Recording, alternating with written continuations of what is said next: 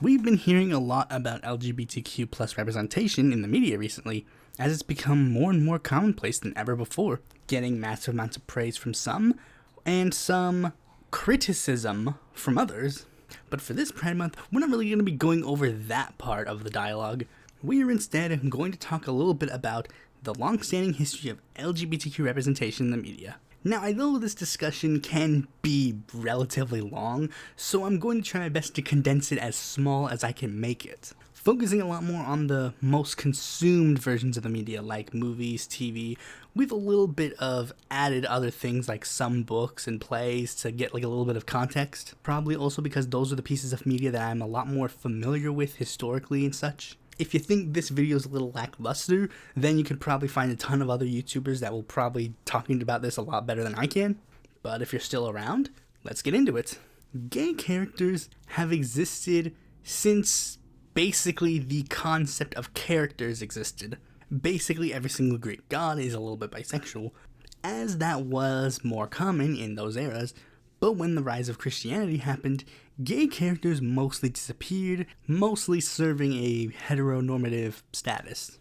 Although there was always a little bit of elements of queerness, such as in 1835 with the appearance of a character, Voltaire, in the La Comédie Humaine book series. While on the surface, he has very platonic relationships with other male characters, there was always a small amount of subtext that could be read into those said relationships. And right around the corner, there was a new form of media that was starting to get a little bit of traction: film. And the early years do hold a little bit of subtext as well, such as the Dickinson experimental sound film and George Méliès's The Eclipse or the Courtship of the Sun and Moon, which reportedly show the first depictions of gay relationships. The fact that one of the first partner dances to be filmed was between two males definitely led to some future speculation. Yeah, I know it's kind of a letdown, but to be fair, this is what's considered the first sex scene in film history. Unfortunately, as the film industry started becoming more mainstream in the late 20s and early 30s, any glimmer of hope for LGBTQ representation would be snuffed out very quickly. You see, prior to the 20s, the film industry was still in its infancy. As such, there really were not any rules that they could go under, which was a problem for the people who wanted to make money off of film, as if anybody could do anything, that could possibly hurt the people on top. So, media heads decided to get together to try and make a set of rules for the film industry. What was created was called the Motion Picture Productions Code, more commonly known as the Hays Code, which was basically a list of things that you could never show in a film. And it was a pretty long list as well, some of which made sense, some of which made absolutely no sense. We'll be focusing on point 4 in the sex section. Sex perversion or any inference to it is forbidden. That one line basically killed any chance of proper gay representation in films at the time, because guess what was considered sex perversion in the 30s? Maybe the thing that was a felony nationwide until 1962. Now notice how I said proper representation and not all representation? Because it didn't quite kill any chance of gay representation, just changed the way how it would be done. You see, while filmmakers could not explicitly talk about LGBTQ stuff, if they did it in a way that went over the heads of people who weren't looking for it, they could still sort of talk about it, which served as the beginning for a media trope known as queer coding. For those uninitiated, queer coding is the practice where a piece of media doesn't explicitly state if a character is gay, but they are heavily implied to be, either by having a lot of subtext that could be read into it. Maybe the character has a male friend that they talk to very frequently, or the most common way to do it is just have the character represent very blatant stereotypes. This trend became very prevalent as the film industry went on. One of the most famous directors in history, Alfred Hitchcock, was incredibly well known for using this trope. Take this scene from the film Rope. Two male characters are breathing heavily in a dark room. One tries to turn the light on, but the other says, no, I don't want this. I want to stay in the dark for a while. They turn it back off. that same character lights a cigarette, and then they proceed to open the curtains and say, "Shame we couldn't do it with the curtains open." Now the it in this situation is a murder, but the subtext heavily implies another it. Hitchcock's queer coding actually has gotten him into a lot of posthumous hate due to the fact that he either started or basically spearheaded the trope of the queer coded villain. As the name implies, it's where they decided to do queer coding specifically for the villains as a way to sort of other the villains in another way, make them weirder to the general audience. In North by Northwest, a henchman to the antagonist is implied to be gay. Bruno Anthony in Strangers on a Train hits on the main character in his very first scene, and of course, most prominently, is Norman Bates. Now, while that is kind of bleak, there was a little bit of a silver lining to all this, as while this was going on in the movies, the things that would air right before them seem to have a different sort of LGBTQ representation. But for this, we're going to have to rewind to 1940, where we had the creation of a character that would become an animation icon, Bugs Bunny. Bugs was a heck of a lot different from his competitor, Mickey Mouse. One of the biggest differences was that he did this and this seemingly way too often. And this kind of stuff rubbed off on the rest of the Looney Tunes, which has led to many animation historians to dub him the first animated drag queen. Now, Warner Brothers did not intend for Bugs to be some sort of LGBTQ icon. Chuck Jones openly stated that the reason why he did this was basically because it was funny, and if anything, this is literally just more queer coding. But again, it's a little bit of a silver lining, and believe it or not, queer coding was essentially all of LGBTQ representation, at least until 1969. In the early hours of June 28, 1969, police raided a gay bar at the Stonewall Inn, as was common practice at the time. However, the police immediately lost control of the situation, and it would eventually lead into an almost week-long conflict between the LGBTQ community and the police that we all know nowadays as the Stonewall Riots. Now, up to this point, the LGBTQ community was essentially an underground one. Gay men would get married to women and then have a little action on the side, and anybody who did happen to do anything would usually have to do it in a very private area, either in their own home or would have to do risky meetups. And a majority of them remained in the closet, usually to try and stop any potential repercussions. But Stonewall made a majority of the LGBTQ community do a complete 180.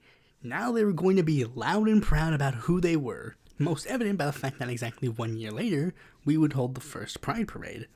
As such, the predominantly queer-coded forms of media that we had gotten used to weren't going to cut it anymore, and more prevalent and open representation was needed, and some creators were happy to provide. Films like Midnight Cowboy, The Boys in the Band, and Fortune and Man's Eyes started openly talking about LGBTQ issues. And while that was a good thing, here's one thing that you notice. All of these films, either by virtue of talking about these issues, or because of other things in the film, would not be rated anything lower than an R. So what about the non-R rated stuff? Well, for the remainder of the 70s and early 80s, aside from stuff like Golden Girls, nothing really. The mid-80s, however, brought back our beloved trope of queer coding. And again, it was mostly used for the villains. And the biggest offenders of this were our favorite media monopoly, Disney. Ursula, Jafar, Scar, John Ratcliffe, and Hades were all heavily queer-coded. And TV animation was not really any better.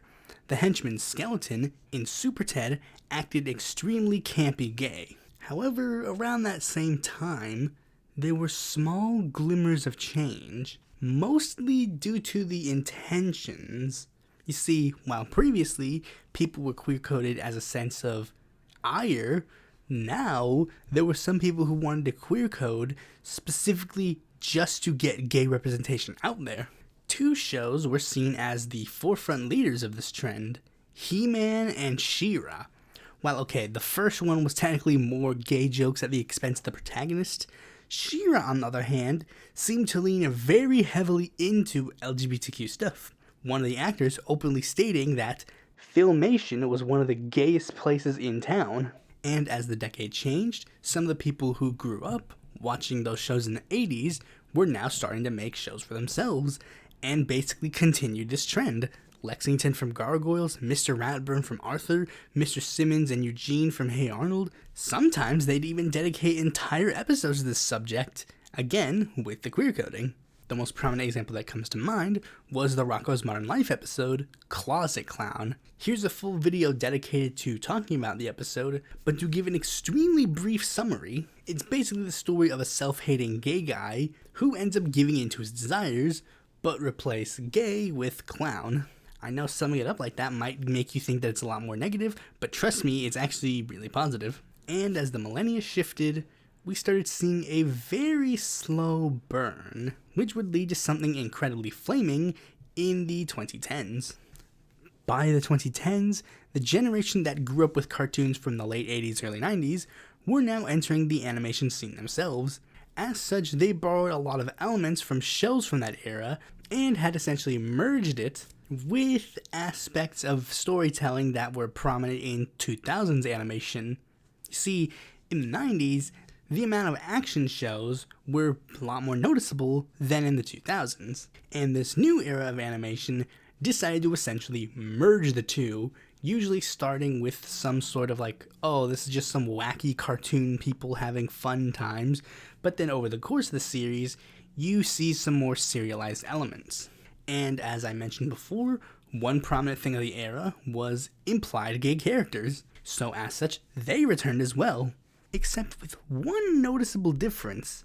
They would still have a wink and a nod moment about them, but while the 90s basically had to confirm long after the show ended that they were writing these characters as if they were gay, usually because outlets for them to explain all this stuff were not readily available, with the rise of social media, these writers essentially would do it while the show was airing, or right after it ends. One of the earliest versions of this was the relationship between Princess Bubblegum and Marceline in the show Adventure Time. In the episode What Was Missing, Marceline sings a song that implies some large falling out between her and PV. Nothing is explicitly stated, which can get it past the censors, but subtext makes you think, maybe they were more than just friends. And since social media started becoming a lot more prevalent around the time, the show writers actually had a web series where they talked about the episodes behind the scenes. And in the episode that was about this episode, they essentially confirm it. But since things weren't quite there yet, the web series ended up getting canceled, and the writers essentially had to say, oh wait, this is just an interpretation, at least for the time being. Another show that did something similar was The Legend of Korra. There were some subtle hints in the last season that the character Korra was actually interested in a character known as Asami, but again, nothing is explicitly stated, even in the finale, where they essentially go on a honeymoon. And the writers basically had to confirm, right after the show ended, yeah, this is what happened. And that essentially the only reason they were confirming it after the show ended, and they didn't explicitly state it in the show, was because they were being told that wasn't allowed. However, things didn't massively shift until the mid-2010s with the introduction of a little show known as Steven Universe, which was created by the person who was essentially the figurehead of trying to get Marceline and Princess Bubblegum together, Rebecca Sugar, a person who herself is non-binary and bisexual. They let a lot of their own personal experiences color how the show was. Anybody could make a whole hour-long video talking about all the gay elements in the show, but to get a grasp of how far the dialogue was moved over the course of it, here are some of the most important ones. Every single character that is a gem is basically a sapphic NB. NB humans show up at some points during the show. Stevani is intersex due to them being a fusion of a male and female character. Fluorite is a fusion of multiple gems, thus being in a polyamorous relationship. The finale has a huge transgender allegory with the Steven Pink Diamond stuff. But the biggest goalpost that was made was them having the first lesbian wedding on a kids show. And all of this stuff was being done while the network was telling Rebecca, if this gets too gay, we're gonna have to pull the plug. But the reason why I was able to do so was that Rebecca went little by little. Said wedding was of two characters known as Ruby and Sapphire. That relationship was intentionally made to be tame and cutesy, even neutering themselves. Their first kiss in the show was a character kissing another character's eye. It was intentionally done this way so that if any censorship happened, you could easily find out why it was censored. Because a common excuse for LGBTQ things getting censored is because, it's a little too mature. Said wedding episode actually tried to break down a common stereotype of gay relationships. One of the people being the man in the relationship, by having the traditionally masculine looking character wear a dress and the traditionally feminine character wear a suit. That episode essentially blew up the floodgates in regards to LGBTQ representation. As creators now see that they can be more bold in regards to LGBTQ representation, and companies realize that that won't exactly hurt their bottom dollar, and this led to a rainbow wave of sorts. Shows that were still going on that had implications decided to make it official. Shows that had heavy implications back in the day were getting reboots where things were more explicit. And newer IPs that have been introduced have become way more open in regards to their LGBTQ representation. And things have changed to a degree where things that were basically built up for a long period of time are essentially now commonplace. Instead of saving the big gay kiss for the ending, they can just have two gay characters kiss in any episode. Instead of doing a storyline specifically tailored for a gay audience, they can just have the typical crush storyline, but just have two people of the same sex. Heck, even something as small as a character just openly stating they are gay is really all you need. However, while things are good for LGBTQ representation, things aren't exactly perfect. We still have a long path forward. Queerbaiting companies will exploit LGBTQ people while doing the bare minimum. Bi characters in same-sex relationships are usually portrayed as toxic as opposed to the normal hetero relationships. It's more likely for bi characters to be not into labels rather than just being bi. Asexual representation is still in its very early stages, and to be fair, it hasn't really gotten there quite yet. Same thing can be said for anything regarding gender. Trans, NB, gender fluid, intersex. There's still an issue for LGBTQ creators and characters of color, as they're usually pushed to the side in favor of white gay people. A lot of times, it's treated just as a storyline to make a character gay, and they don't really do anything with it. Bury your gays trope might still be around. And of course, the biggest one being, while gay companies love making that gay people money, they also want to make that homophobe money, so they'll only go so far. While we're in a good position, we still need to get to a better one. Thanks for watching this video. Be sure to like, comment, subscribe, and click that bell to turn on when the future video mine comes out. And if you need some more content from me, you can go to my website, follow me on Twitter, join my Discord, check out my articles on the Independent Political Report, or consider supporting me on Patreon.